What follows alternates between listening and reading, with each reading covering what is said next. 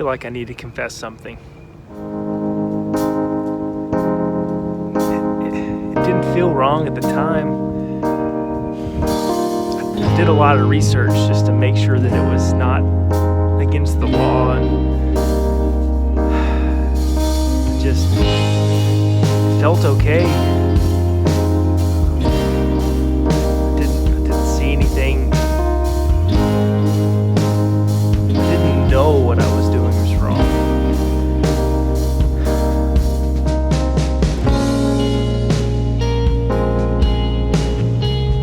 I'd done it before and there weren't any consequences, but I guess it's got to come to an end sometime.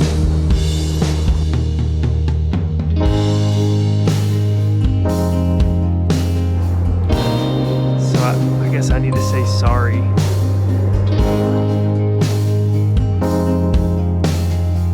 I stole Rich Lindgren's pick for bucket pick. Man, what am I talking about? Of course I'm going to pick Brandon Lester. He's the obvious pick for Guntersville, so I don't feel bad about that at all, my friend. And just to say, green does not look good on you, buddy. So I'm going to sit over here in my first place robe with my first place hearth and my first place fire and my first place pipe. And I'm just going to hang out for as long as it'll last. So buckle up, buddy, because I'm here to stay. Hey guys, Coy Greathouse here, Bassmaster Fantasy Fishing Pundit. If you are just now jumping in, I want to invite you to subscribe, like this video, comment below, share it with your friends.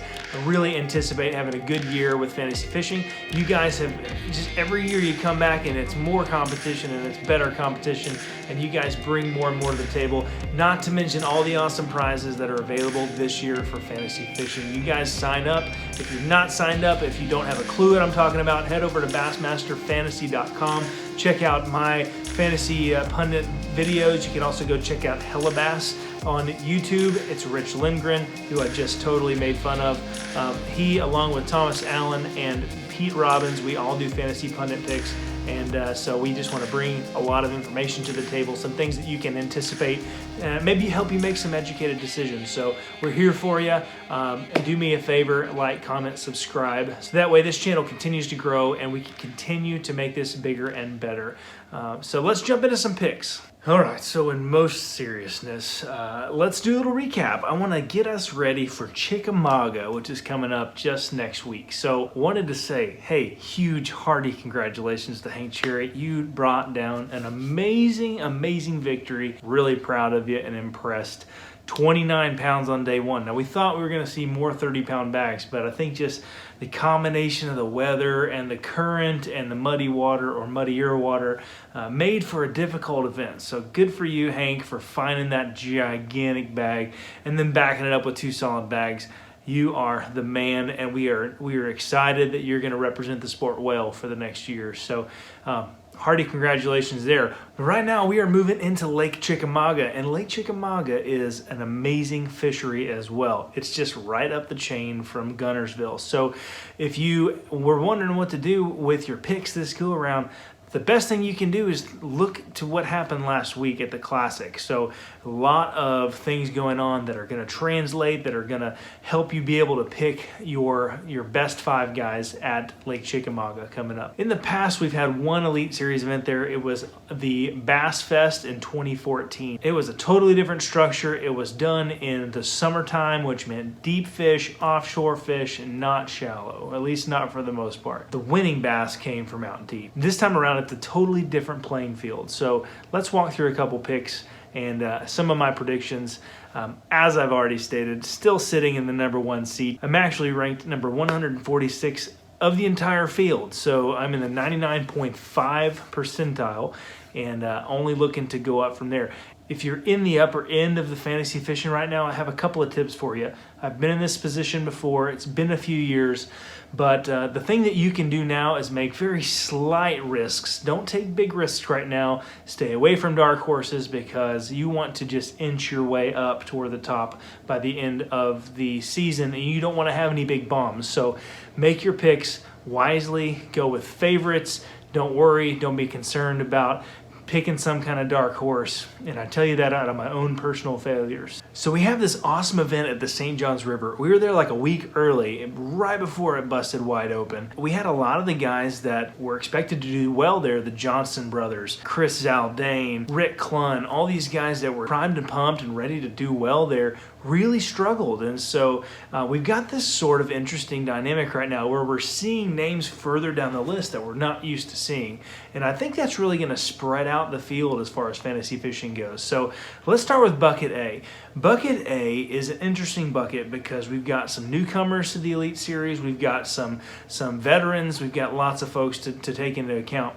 And actually, I am going with somebody who's probably, truth be told, a pretty obvious pick. I'm going with Buddy Gross. Now, the reason that I'm going with Buddy Gross right now is because he lives in Chickamauga, Tennessee. And so he knows that place really well. He's had some rough events there, surprisingly, some FLW Tour stuff. He had a second place finish on the FLW Tour, and he finished third in the Open here back in 2019. He also finished in 63rd place out of almost 200 boats in 2017, which is still a solid finish in my opinion. But aside from all those actual like professional level tour events, he has probably so many dollars. He could buy so many boats with the money he's won on this lake. So look for him to do well. He knows stuff this time of year. He likes to tend to find those sort of transition areas. When he got his second place, if I remember right, he was on offshore grass, but it was sort of that middling range. So it'll be pre-spawn with a little bit of spawning fish kind of mixed in. He loves fishing shallow grass, which he proved that he is up for the challenge out here on the Elite Series Trail by posting at 11th place at the St. Johns River just a couple weeks ago. So he's primed and ready, and I think he's going to show out really well. Another guy that I would highly suggest, you might not have put your stock in him at the Classic, but you should have, and that's Todd Otten. Todd Otten is a master when it comes to bladed jigs, spinner baits, anything like that, and he rocketed up with a giant bass, a 7-pound, 9-ounce bass, at the Classic. It actually held strong as big bass. He got second place overall and brought home the 40-point bonus. And so he's got momentum. He's still fishing his strengths. He's going to find similar things on Chickamauga that he did on Guntersville, and he's going to do well also. I'm going with Buddy Gross, but Todd Otten's a close second. Now, don't get me wrong, there's some hammers in this group. John Cruz is another good hammer there. There's a lot of other people to consider. I just think these are two really, really solid picks. Rich, if you're listening, just because I'm not naming that guy in one of these two doesn't mean he's not a good pick.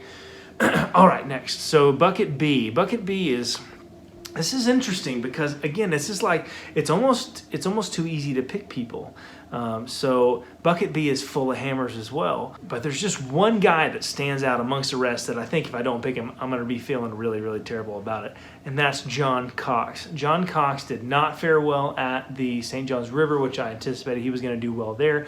But he, for whatever reason, he only caught a few bass there. I want to say he weighed like 4 or 5 fish there, but he still cashed a check. He did okay because he was weighing in giants. He's out there swinging for it. He has not one, but 2 opens wins on this body of water. And so I think that he knows as much as he needs to. One of those was in April, the other one was in May, I believe. So a little bit different time of year, but he knows where those fish go, and so he's going to be able to back it up and find where those fish are now. So I'm looking at John Cox to maybe even bring home the victory. Expecting him to do better at the St. Johns River, and he didn't, but I think he's going to show us all what he's made of here. My backup pick is none other than Brandon Lester. Now I think Brandon Lester's a fantastic pick as well. He obviously understands shallow grass. He obviously understands pre-spawn fish. He was poised to be the only person to chase down Hank Cherry and ended up bringing home a 7th place finish, which is still solid, still awesome. Had a very tough last day, and if he could have put together one of those magical 30-pound bags, he probably would have come home with a victory. So good for Brandon for that, but I'm expecting him to find, maybe not on docks, because there's not quite as many docks on this lake, but he's going to find something out there to figure out where those fish are staging, and he'll be able to follow them in as they're coming in.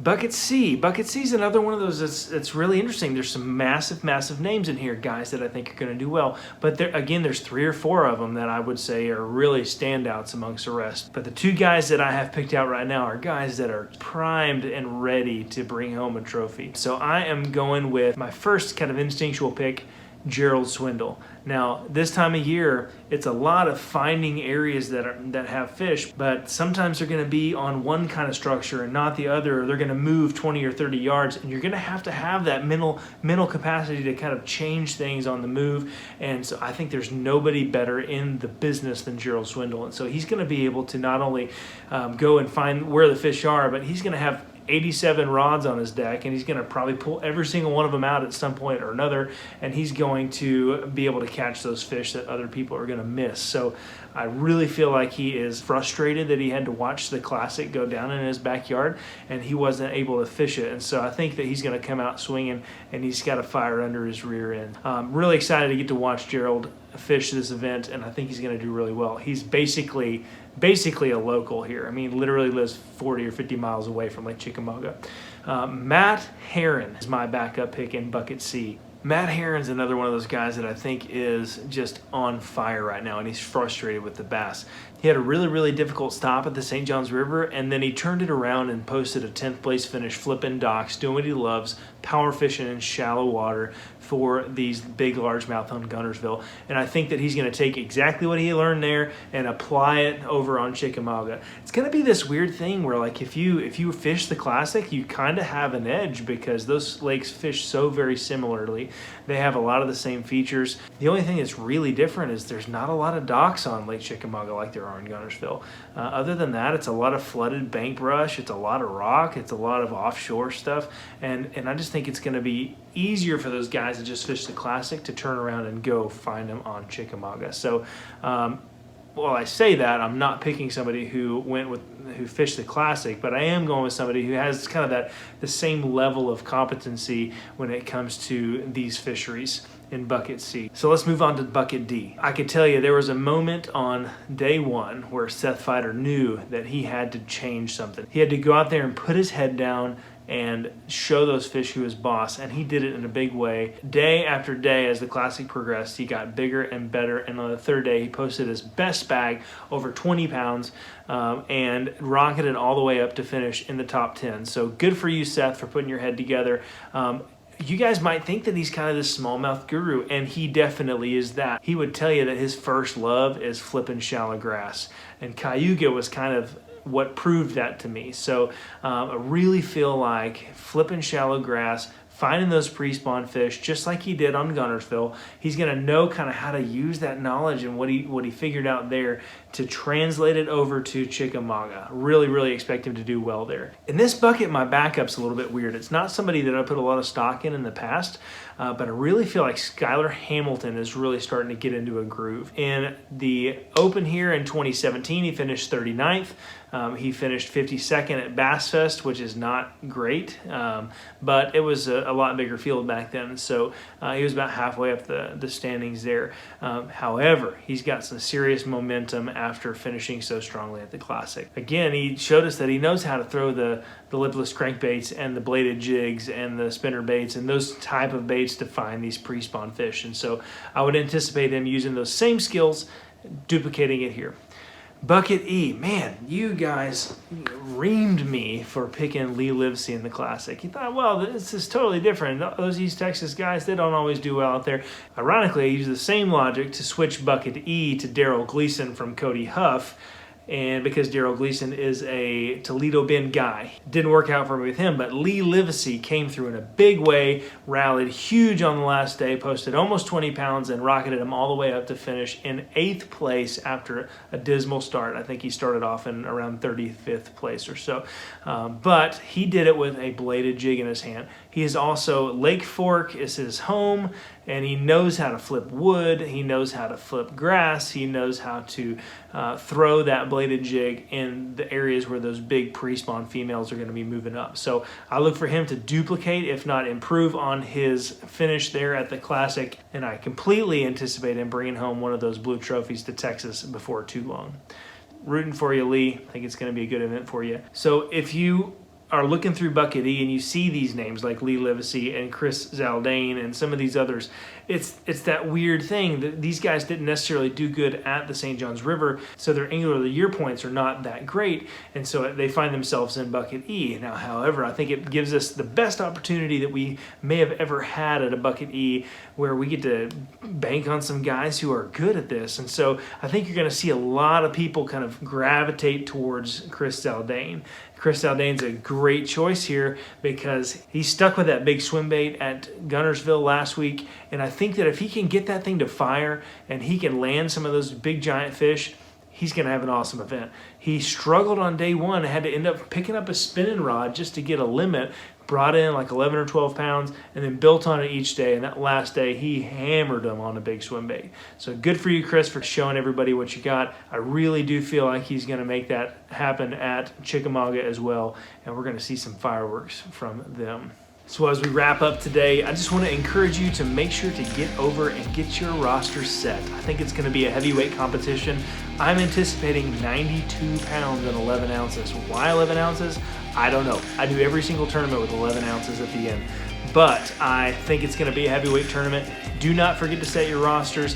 Bring all your friends to the party. Make sure to get over, check out some groups. Great prizes for every single group just about. And looking forward to a great year. You guys stay tuned. We've got more stuff coming up. We've got more events coming up. And I really appreciate you jumping on the channel. Just one more time, if you don't mind, hit that subscribe button right here. And love to have you join our channel and keep up with all the goings on over here at See Great Things. So you guys stay tuned, and we'll see you out there on the road.